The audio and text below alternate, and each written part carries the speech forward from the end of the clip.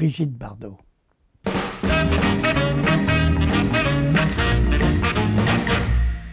Donc très officiellement, j'ai fait une photo banale, mais ce fut la seule fois où officiellement Brigitte Bardot m'a accepté.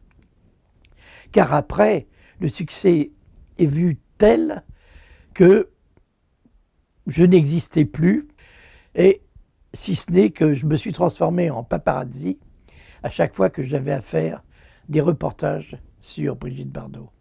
Et en particulier à Saint-Tropez, dans une maison qu'elle appelait La Madrague, qui était totalement inaccessible, entourée de roseaux et de...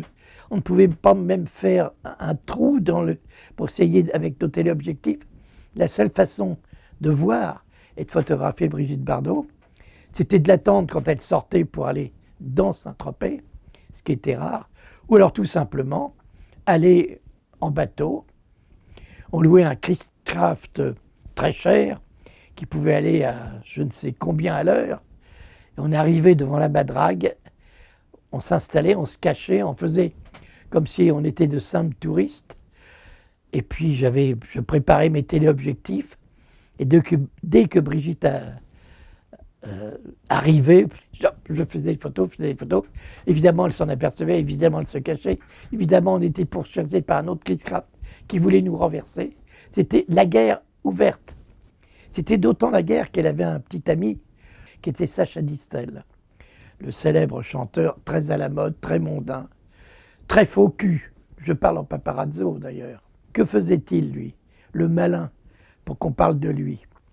Bien, quand il n'y avait rien à Saint-Tropez et qu'il voulait faire une farce, il envoyait des fausses nouvelles à Paris, comme quoi Brigitte Bardot avait fait encore un scandale quelque part à la Voile Rouge, qui était le club nautique à la mode, où tout le monde se champagnisait à partir de 9h du matin. Et nous, les paparazzis, immédiatement, nous descendions à 4, 5, 6, 10 de tous les journaux, Radar, Paris Match, les Italiens, les Espagnols, France Dimanche, ici Paris. Et quand on arrivait à la Voile Rouge, on encerclait la Voile Rouge. Nous n'avions pas le droit d'aller à la Voile Rouge. On était juste devant les portes. Alors là, on subissait les colibés de tous ces grands artistes, Sacha Distel, Claude Brasseur, Vadim et bien d'autres, comme quoi on était des viandards, des machins, alors que c'est eux qui avaient simplement fomenté le reportage pour tout simplement s'amuser. Je n'ai pas été très longtemps paparazzi. C'était un métier extrêmement difficile. Mais Brigitte, c'était une grande leçon.